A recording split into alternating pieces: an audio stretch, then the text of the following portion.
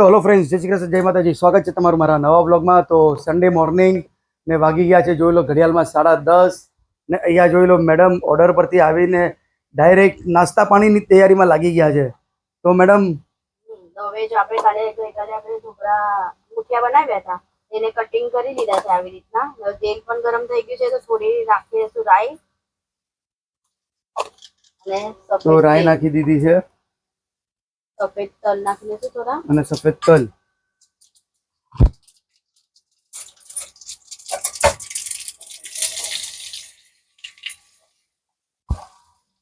તો આવી રીતના કઢાઈની અંદર મસ્ત એકદમ ક્રિસ્પી ફ્રાય કરી દેશું. ક્રિસ્પી થવા દઈશું આમાં. બરાબર. ચા પણ બનીને રેડી છે. અને દૂધ ને બધું સવારનું કામ બી બધું રેડી કરી લીધું છે. અને અહીંયા જો મસાલો પણ આવી ગયો છે, કોથમીરી, પુદીનો, મરચા, કેમ કે આજે આપણે સિક્રેટ મસાલો બનાવવાનો છે. બરાબર. એ બી વિડીયો, આજનો વિડીયો જોતા રહેજો ફ્રેન્ડ. એ વિડીયો બી બનાવશું મસાલાનો પણ. હવે આને પહેલા છે ને એકદમ ક્રિસ્પી થવા દઈશું. એકદમ બ્રાઉન ચુરાવી નાખશે મેડમ, એટલે કમસે કમ 10 મિનિટ તો લાગશે જ ને આ ચૂરતા.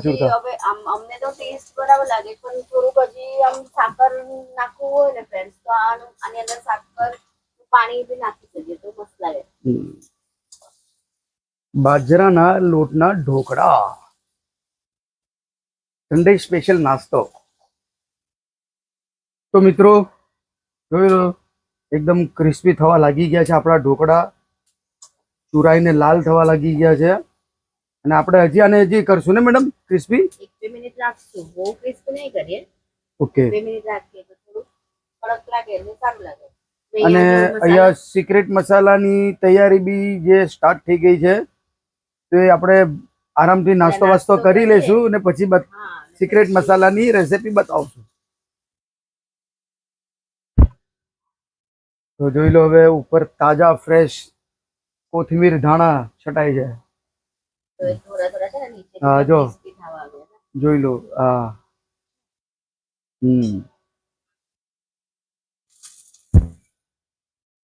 તો ફ્રેશ કોરિએન્ડર, કોથમીર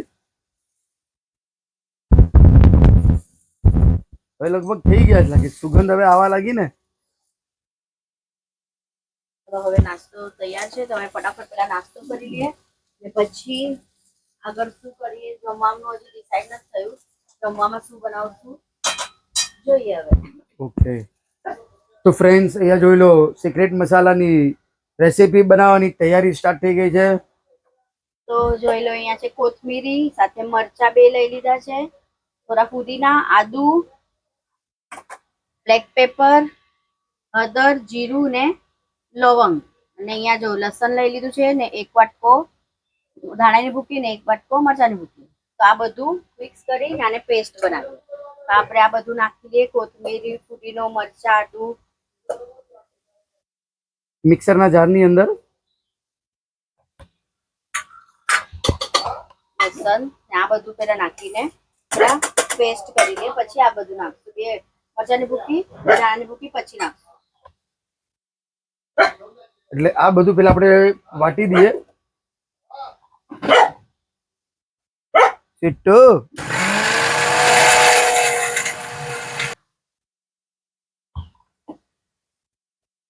તો ફ્રેન્ડ્સ અહીંયા જો પેસ્ટ બનીને રેડી છે. મસ્ત ગરમ મસાલો નાખવા દીધો ને એટલી સુગંધ મસ્ત આવે. હવે નાખી દઈશું 1 વાટકો ધાણાની ભૂકી ને આ બેવ માપ સેમ રાખવાનું. મરચાની ભૂકી વધારે હોય તો પણ ચાલે. ને નાખી દઈશું આમાં પાણી,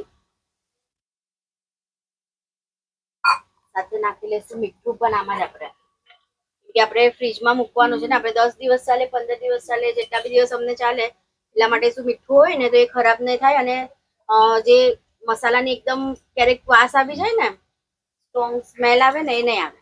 બાકી ડીપ ફ્રીજમાં શું મૂકવાથી બરફની બી ક્યારેક વાસ આવે ને, તો મીઠું હોય ને તો એ વાસ નહીં આવે. અને લોંગ ટાઈમ સુધી તમે પ્રિઝર્વ બી કરી શકો છો. એક આ મસાલો તમારા આરામથી 15-20 દિવસ સુધી આરામથી તમે પ્રિઝર્વ કરી રાખો એમ કરી શકો છો.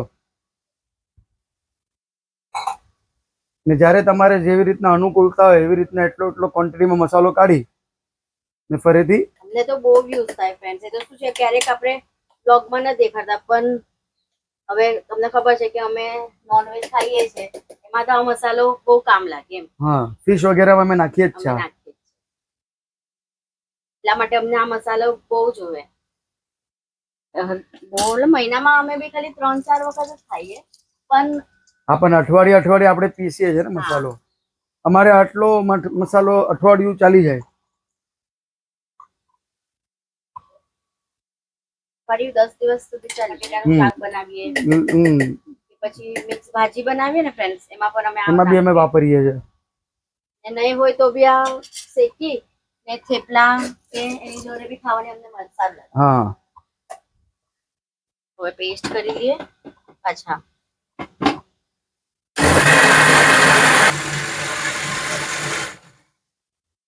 ચાલો હવે જોઈ લે કે મસાલો પીસાઈ ગયો કે નહીં. હા તો જોઈ લો ફ્રેન્ડ્સ એકદમ પેસ્ટ બની ગઈ છે મસાલાની. એકદમ બારીક પીસાઈ ગયો છે. તો હવે આને એક ડબ્બામાં કાઢી લઈશું ને ડીપ ફ્રીજમાં મૂકી લઈશું. આપણો મસાલો બનીને રેડી. તો આ છે અમારો સિક્રેટ મસાલો. આ જેમ ખુલે ને ફ્રેન્ડ્સ આમ તો એવી સુગંધ આવે. સુગંધ તો એવી ને મસાલાની, લસણની, આદુ બધા ભરપૂર પ્રમાણમાં નાખે ને તો બહુ ટેસ્ટી લાગે. આ મસાલો અમારા કાસ્ટમાં હરેક ઘરમાં આ મસાલો મળે. હા કે આ બધા આ જ મસાલો વધારે ખાય. ચાલો હવે શું જમવાનું બનાવીએ ડિસાઈડ હજી સુધી કર્યું નથી. તો જોઈએ હવે શું કર્યું છે. મારા ખ્યાલથી તો ખાલી પુલાવ જ કરવાનો છે કેમ કે રાતના 12 જશે જમવા એટલા માટે. તો પુલાવ જ કરી નાખો ને. જોઈ લો આપણે પુલાવ બનાવવાની તૈયારી પણ ચાલુ થઈ ગઈ. તો ફ્રેન્ડ્સ આપણે જે આ મસાલો ડબ્બામાં ભરી લીધો હવે આને ડીપ ફ્રીઝરમાં મૂકી લેશું. આવી રીતના અમે ડબ્બામાં ભરી લે ને આ જ મસાલાને આમાં મસાલાનો પુલાવ બનાવવાનો છે. બહુ ટેસ્ટી લાગે. હા એટલે આ જ મસાલો વાપર્યો છે. ને જોઈ લો અહીંયા ચોખા વગેરે બી ધોઈ નાખ્યા છે. તો હવે બનાવશું પુલાવ. તો પુલાવ તો તમે જોયેલું જ છે એટલે ઘડી બતાવવાની કઈ જરૂર નથી. હવે પુલાવ બી બનાવીએ ને કાંદા બટેટાનો કે કાંઈ પણ તો આ જ મસાલો નાખીએ પણ બહુ ટેસ્ટી. મસાલા દાળ બનાવે ને ક્યારેક તો આ જ મસાલો નાખીએ. એટલે તમે બી ટ્રાય કરજો આ મસાલો બનાવવાની ને બહુ ટેસ્ટી લાગે ફ્રેન્ડ્સ.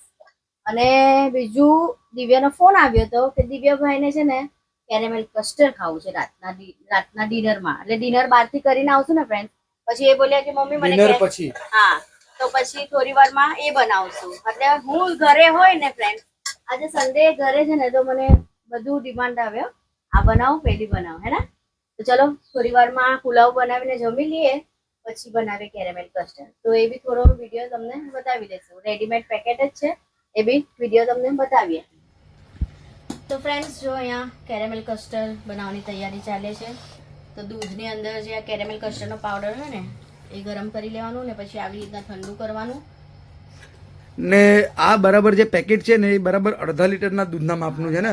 દૂધનું છે તો આવી રીતના છે ને ફૂલ ક્રીમ વાળું દૂધ લાવવાનું. મિક્સ કરવાનું ને એકદમ આમ કે ને જાડું થાય થોડું ઠંડુ થાય ને જેમ ઠંડુ થતું જાય ને એમ જાડું થાય. આ ગરમ ગરમ દૂધમાં જ બધું પ્રોસેસ કરવાની. ને અહીંયા જો કેરેમેલ એમાં પેકેટ આવે કેરેમેલનું આવી રીતના પેકેટ છે ફ્રેન્ડ્સ. આ પેકેટ છે તો અંદર જો કેરેમેલને બી આ એક બાઉલમાં નાખી લીધું છે તો સેટ બી થઈ ગયું.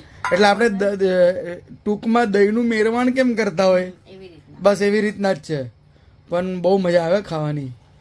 એટલે આ બહાર ખાવા કરતા જે ઘરમાં બનાવીને ખાય ને તો આમ સારું લાગે. આને એકદમ ઠંડુ કરીએ તો ફ્રેન્ડ્સ જો હવે એકદમ ઠંડુ થઈ ગયું છે ને જાડું બી થઈ ગયું છે દૂધ. એટલે એકદમ ક્રીમી થઈ ગયું છે. એમ ઘટ થઈ ગયું છે. તો હવે આ ચાસણીની અંદર એને નાખી લઈશું. એ હતું કેરેમલ એકચ્યુઅલી. તો બસ હવે આને થોડી વાર બહાર રાખશું 10 મિનિટ પછી આને ઢક્કન લગાવી ને ફ્રીજમાં મૂકી લઈશું તો આ રાત સુધી સેટ થઈ જશે. તો ચાલો ફ્રેન્ડ્સ આજનો વિડીયો છે ને આપણે આટલો જ રાખીએ. મળીએ કાલે એક નવા વિડીયોમાં. ત્યાં સુધી અમારા વિડીયોને લાઈક શેર અને સબસ્ક્રાઇબ જરૂર કરજો. જય શ્રી કૃષ્ણ, જય માતાજી.